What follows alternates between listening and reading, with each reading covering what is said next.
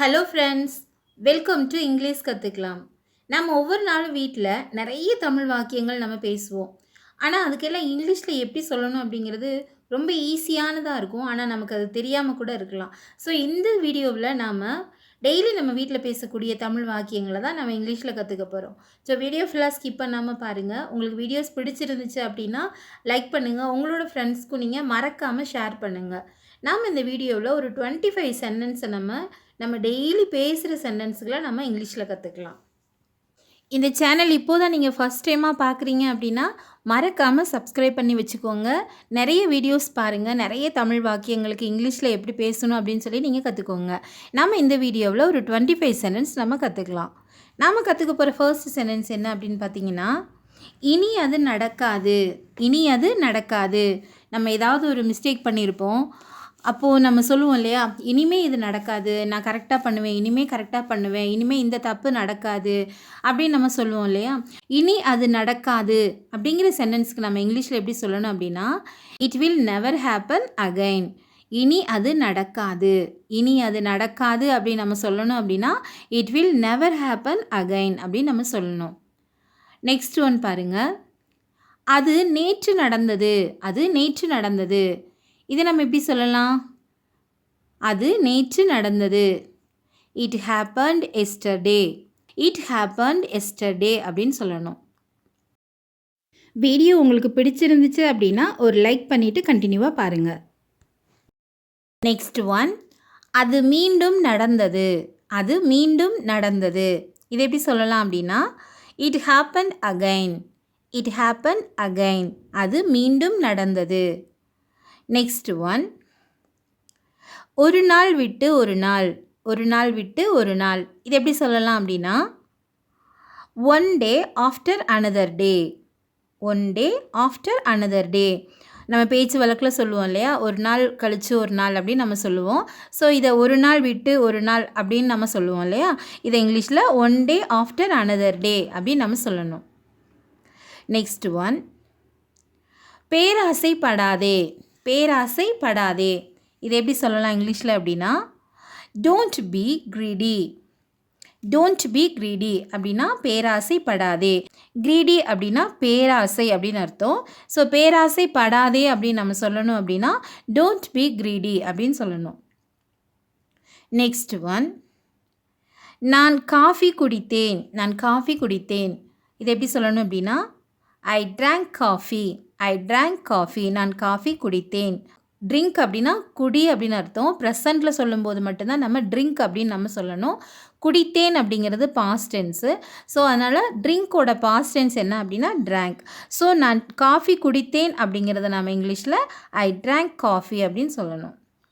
Next one, நான் tea குடித்தேன். நான் டீ குடித்தேன். இதை எப்படி இங்கிலீஷில் சொல்லணும் அப்படின்னு நீங்கள் ஆன்சர் பண்ணுங்கள். நெக்ஸ்ட் ஒன், முட்டையை வேகவை. முட்டையை வேகவை. நம்ம டெய்லியுமே வீட்டில் இந்த வார்த்தைகள்லாம் கண்டிப்பாகவே நம்ம பேசுவோம் இல்லையா.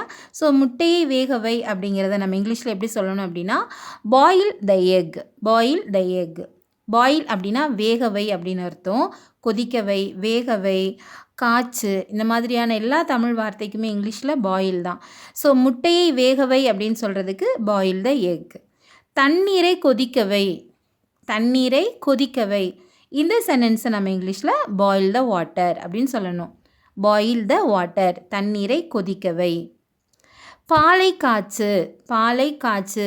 இந்த சென்டென்ஸுக்கு நம்ம இங்கிலீஷில் பாயில் த மில்க் அப்படின்னு சொல்லணும். Boil the milk. Next one, அவன் எங்கே இருக்கிறான். அவன் எங்கே இருக்கிறான். இந்த சென்டென்ஸை நம்ம எப்படி கேட்கலாம் அப்படின்னா, where is he. Where is he. அவன் எங்கே இருக்கிறான். நெக்ஸ்ட் ஒன், ஏதாவது செய். ஏதாவது செய். இதை நம்ம எப்படி சொல்லணும் இங்கிலீஷில் அப்படின்னா, டூ சம்திங். Do something. ஏதாவது செய். நெக்ஸ்ட் ஒன், நான் அதை கவனித்தேன். நான் அதை கவனித்தேன். நம்ம சொல்லுவோம்ல, நான் அதை பார்த்தேன், நான் அதை கவனித்தேன் அப்படின்னு நம்ம பேச்சு வழக்கில் சொல்லுவோம் இல்லையா. இதை நம்ம எப்படி இங்கிலீஷில் சொல்லலாம் அப்படின்னா, I noticed that. I noticed that. நான் அதை கவனித்தேன். நெக்ஸ்ட் ஒன், என் பக்கத்தில் உட்காரு. என் பக்கத்தில் உட்காரு. இதை நம்ம எப்படி சொல்லணும் அப்படின்னா, Sit beside me. Sit beside me. Next one. பூக்களை பறி. பூக்களை பறி. இதை நம்ம எப்படி சொல்லணும் அப்படின்னா பூக்களை பறி. Next one. அவர்களை பயமுறுத்தாதே. அவர்களை பயமுறுத்தாதே. இந்த சென்டென்ஸை நம்ம எப்படி இங்கிலீஷில் சொல்லணும் அப்படின்னா don't scare them. Don't scare them. Scare அப்படின்னா பயமுறுத்துறது. ஸோ அவர்களை பயமுறுத்தாதே அப்படின்னு நம்ம சொல்கிறதுக்கு டோன்ட் ஸ்கேர் தெம் அப்படின்னு சொல்லணும். Next one. என்னை பயமுறுத்தாதே. என்னை பயமுறுத்தாதே. இதை எப்படி சொல்லலாம் அப்படின்னு காமெண்ட் பாக்ஸில் நீங்கள் ஆன்சர் பண்ணுங்கள். Next one. அது சுத்தமாக இருக்கிறதா. அது சுத்தமாக இருக்கிறதா. இது எப்படி கேட்கலாம் அப்படின்னா is it clean. Is it clean. அது சுத்தமாக இருக்கிறதா. Next one. அதை தொடாதே. அதை தொடாதே. இதை நம்ம எப்படி சொல்லணும் அப்படின்னா don't touch it. Don't touch it. அதை தொடாதே. Next one. நான் இதை மறந்து விட்டேன். நான் இதை மறந்து விட்டேன். I forgot this. I forgot this. இதை நான் மறந்து விட்டேன். இதை நான் மறந்து விட்டேன் அப்படின்னு சொல்கிறதுக்கு ஐ ஃபார்காட் திஸ். Next one. நான் அதை மறந்து விட்டேன். நான் அதை மறந்து விட்டேன். இதை நம்ம எப்படி சொல்லலாம் I forgot that. I forgot that. Next one. நான் அங்கே இருப்பேன். நான் அங்கே இருப்பேன். இதை எப்படி சொல்லலாம் அப்படின்னா I will be there. I will be there. நான் அங்கே இருப்பேன். Next one. மெழுகுவர்த்தியை ஏற்று. மெழுகுவர்த்தியை ஏற்று. இதை எப்படி சொல்லணும் அப்படின்னா light the candle. Light the candle. மெழுகுவர்த்தியை ஏற்று. Next one. முயற்சி செய்வதை விட்டுவிடாதே. முயற்சி செய்வதை விட்டுவிடாதே. பெரியவங்களாம் கண்டிப்பாகவே நிறைய வாட்டி நம்மக்கிட்ட இந்த மாதிரி வார்த்தைகள்லாம் நம்மக்கிட்ட பேசுவாங்க இல்லையா. ஸோ எத்தனை தடவை ஃபெயில் ஆனால் கூட பரவாயில்ல, நீ முயற்சி செய்கிறத விட்டுறாத அப்படின்னு சொல்லுவாங்க இல்லையா. இதை எப்படி இங்கிலீஷில் சொல்லலாம் அப்படின்னா don't give up. Don't give up. முயற்சி செய்வதை விட்டுவிடாதே. ஓகே ஃப்ரெண்ட்ஸ், உங்களுக்கு இந்த வீடியோ கண்டிப்பாகவே ரொம்ப யூஸ்ஃபுல்லாக இருக்கும் அப்படின்னு நான் நம்புகிறேன். ஸோ நம்ம டெய்லி நம்ம வீட்டில் பேசக்கூடிய தமிழ் வாக்கியங்கள் எல்லாத்தையுமே இங்கிலீஷில் நம்ம தெரிஞ்சு வச்சுக்கணும். அதை விட ரொம்ப ரொம்ப முக்கியமான ஒரு விஷயம் நம்ம வந்து வீட்டில் அதை ப்ராக்டிஸ் பண்ணணும். உங்களோட டே டு டே லைஃப்பில் நீங்கள் வந்து அதை ப்ராக்டிஸ் பண்ணுங்கள். சின்ன சின்ன சென்டென்ஸ் எல்லாம் கண்டிப்பாகவே நீங்கள் பேசி திரும்ப திரும்ப நீங்கள் பேசி பார்க்கும்போது மட்டும்தான் அது வந்து உங்களுக்கு ரொம்ப ரொம்ப யூஸ்ஃபுல்லாக இருக்கும். ஸோ நம்ம இங்கிலீஷில் கண்டிப்பாகவே நம்ம பேசணும், இங்கிலீஷ் கற்றுக்கணும் அப்படின்னு நினைக்கிற உங்களுக்காக தான் இந்த வீடியோ.